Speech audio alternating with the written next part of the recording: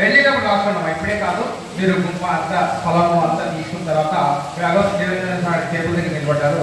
వాటి నా దగ్గర గోత్రనామాలు ఈ పేర్లు నమోదు చేసుకోవాల్సిందిగా కోరుతున్నాము. అదేవిధంగా ఈరోజు కూడా చిన్న ఒకటి 2 నిమిషాలు ఎక్కువ టైం తీసుకోము. అందరికీ ఎక్కడ వర్షం పడుతుంది కాబట్టి అందరికీ కర్పూర హారతి తెలుసు కదా. కర్పూర హారతి ఎందుకు ఫేమస్ అంటే ఎందుకు అంత దానికి ప్రాముఖ్యత తెలుసా ఎవరికైనా? కర్పూర హారతి. సో దీని ఏదంటే అంటే సజ్జన సాంగత్యం లాగా అంటే చేస్తారు. గుడికి ఏం చేస్తారు? భక్తులు వస్తారు గుడికి. ఒక టెంకాయ, ఒక 2 అరటి పండ్లు, ఇది పూలు, అగరబత్తి, కర్పూరం ఇది తెస్తారు. వచ్చినాడు భక్తుడు వచ్చేసి అయ్యగారికి ఇక్కడ శివాలయంకి వచ్చినాడు. శివాలయంకి వచ్చేసి అవన్నీ ఇచ్చినాడు. ఇంకా అరటిపండు ఇచ్చినాడు, టెంకాయ ఇచ్చినాడు, గర్భవతి ఇచ్చినాడు. ఇక అయ్యగారు ఏం చేసినాడు, మళ్ళీ అరటిపండు 2 మాట్లాడుకుంటున్నాయి. ఈ 2 ఏమని మాట్లాడుతున్నాయంటే, అరటిపండు అంటున్నాక చూసినావా, నిన్నేమో మొట్టికాయ కొట్టి 2 ముక్కలు చేసి దేవుడి ముందు పెట్టినారు, నన్నేమో బాగా పిచ్చి సగం తోలు తీసి నాకు దేవుడి ముందు పెట్టినారు. మొత్తనే లేదు. కానీ కర్పూరం రాగానే మాత్రము వెలిగించంగానే శంభో శంకర అనుకుంటా మొక్కినారు. ఇది ఎంత చూసినావా అని అడిగినాడు.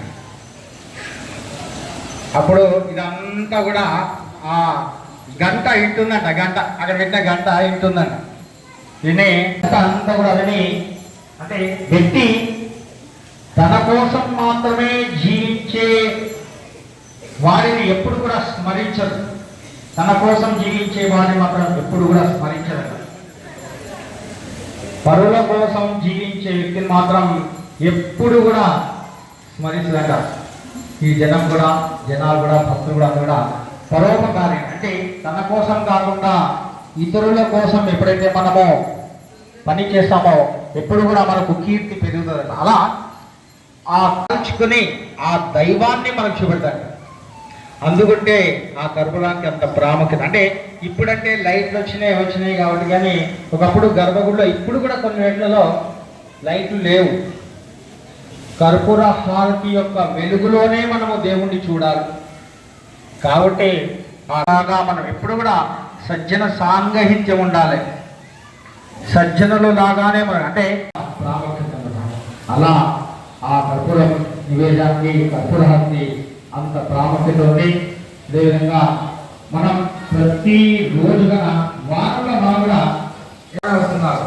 జనరల్ రోజులలో వస్తలేదు చాలా మంది. ఇక ఎటువంటి చేయాలని ఆయన ఉన్నది ఇంకా ఎక్కువ ఉంటుంది. ఓకే, అందరికంటే ముందుగా ఓకే. కానీ ఎక్కువ యాంగ్జైటీ ఏమిటంటే తన జాతకం గురించి తెలుసుకోవాలి. ప్రతి మనిషికి అదొకటి ఉంటుంది. నా గురించి